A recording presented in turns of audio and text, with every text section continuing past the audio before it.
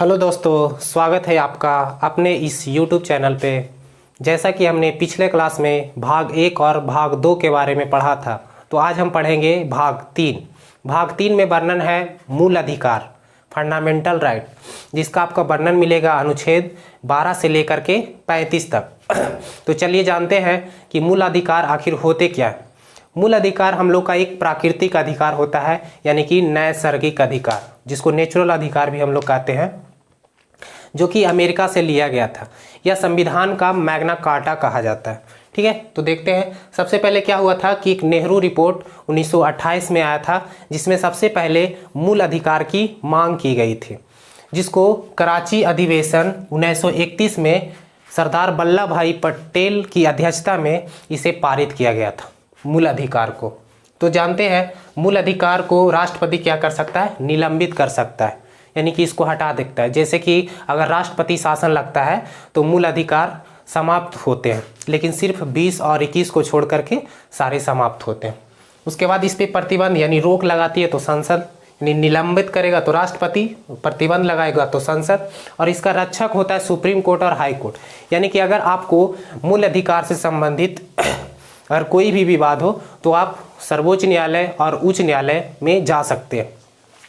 यह एक परिवर्तनीय और वाद योग है, यानी हम इसके खिलाफ हम कुछ वाद विवाद कर सकते हैं, इसमें नई चीज़ों को जोड़ सकते हैं। ठीक है, तो ये क्या है, परिवर्तनीय है, यानी इसमें चेंज भी हो सकता है। आप इस पर क्या कर सकते हैं, वाद विवाद कर सकते हैं। ये लिया गया है अमेरिका के संविधान से, और ये इसे संविधान का मैग्ना कार्टा करते हैं। तो चलिए स्टार्ट करते हैं अनुच्छेद 12 से। अनुच्छेद 12 में मूल अधिकार की परिभाषा की चर्चा है। परिभाषा के साथ साथ इसमें राज्य की भी परिभाषा की चर्चा है, जिसमें कहा गया है कि सरकार क्या होती है, यानी कहने का मतलब गवर्नमेंट, सेंट्रल गवर्नमेंट हो, स्टेट गवर्नमेंट हो, किसी तरीके के गवर्नमेंट हो, तो उसके परिभाषा की चर्चा है। यानी अनुच्छेद 12 में परिभाषा की चर्चा है। अनुच्छेद 13 में चर्चा है अल्पीकरण से। अगर जैसे कि संविधान में अगर आपको मूल अधिकार दिए गए हैं तो आप किसी भी दूसरे का मूल अधिकार का हनन नहीं करेंगे। ठीक है, यानी कहने का मतलब संविधान के बनने से पहले, बिफोर, यानी अभी जो संविधान बना है, कॉन्स्टिट्यूशन बना है, उसके बनने के पहले और बनने के बाद, आफ्टर, यानी जो भी अगर मूल अधिकार का हनन होता है तो उसे शून्य माना जाएगा, नगण्य माना जाएगा। ठीक है, तो ये अल्पीकरण से संबंधित है, इसको हम कह सकते हैं अल्पीकरण।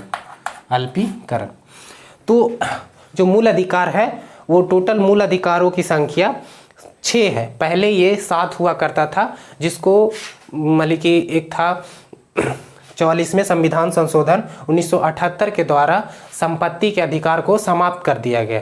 इसमें पहले क्या था, संपत्ति के अधिकार को मूल अधिकार कहा जाता था, लेकिन उसको 44वें संविधान संशोधन 1978 के तहत उसको समाप्त कर दिया गया।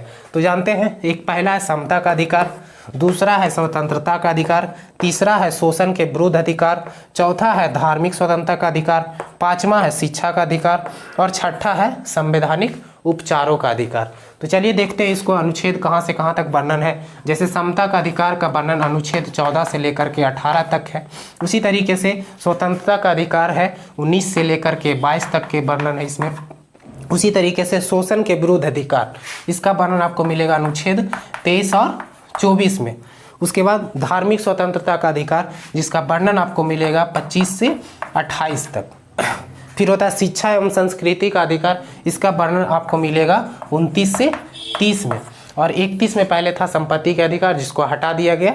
आप देखते हैं ये संवैधानिक उपचारों का अधिकार, इसमें आपको अनुच्छेद 32 के तहत इसको किया जाएगा। तो चलिए देखते हैं समता का अधिकार, जिसका वर्णन है अनुच्छेद 14 से लेकर के 18 तक। तो पढ़ते हैं अनुच्छेद 14 के बारे में। अनुच्छेद 14 में कहा गया है कि विधि के समझ समता,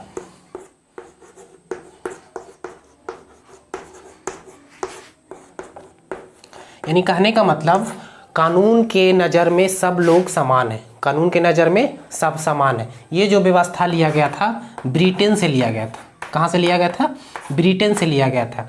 लेकिन एक और होता है कानून के समान संरक्षण, कानून के समान संरक्षण। इसी में एक देख लेते हैं, कानून का समान संरक्षण। इसमें थोड़ा सा अलग एक चीज होता है, उसके बारे में जानेंगे, जो कि अमेरिका से लिया गया, ठीक है, जो कि अमेरिका से लिया गया। देखिए, विधि के समझ समता ये कहानी ब्रिटेन से लिया गया है, यानी कानून के सामने जो भी है सारे के सारे क्या है, समान है।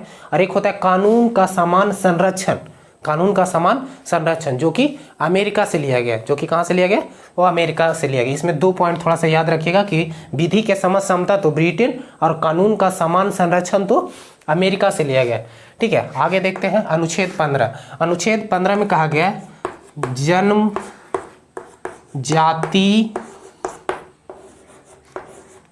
लिंग के आधार पर भेदभाव निषेध, भेदभाव निषेध।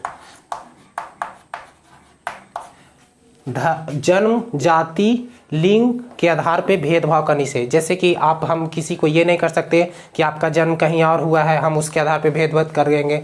हम किसी हिंदू मुस्लिम यानी कि हम जाति के आधार पे भी भेदभाव नहीं करेंगे।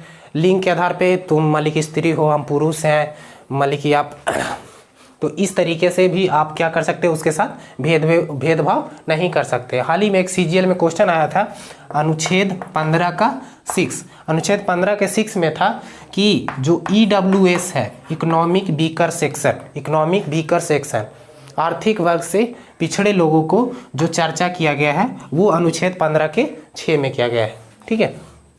अनुच्छेद 16 में कहा गया लोक नियोजन के अवसर में समता, लोक नियोजन के अवसर में समानता।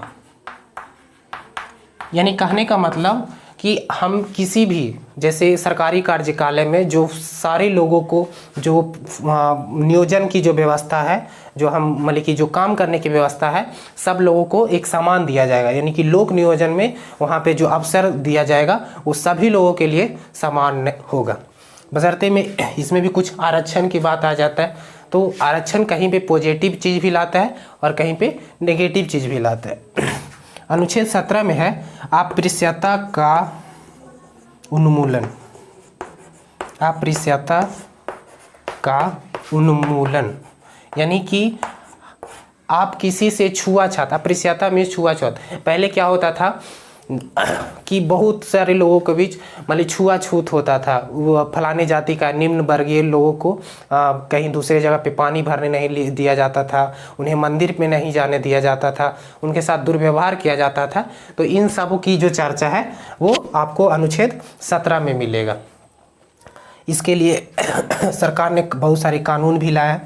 अनुच्छेद 18, अनुच्छेद 18 में है उपाधियों का अंत, उपाधियों का अंत।